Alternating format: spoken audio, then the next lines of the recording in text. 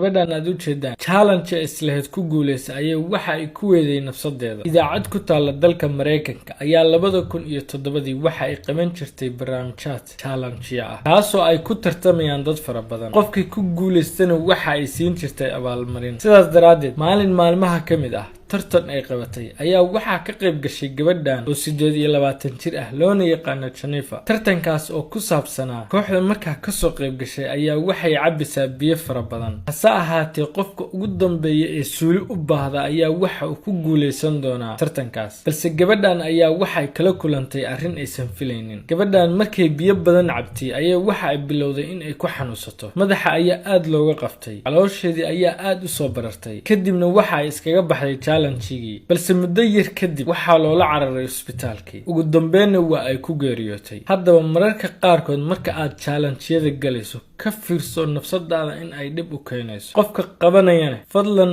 ha fiirin fiyuuska aad ku helayso ee waxaa fiirisaa qofkan dhibaato ma u keeni karaa challenge-ga aad sameynayso. fadlan falowda ha naga ilaawin. wassalaamu calaykum.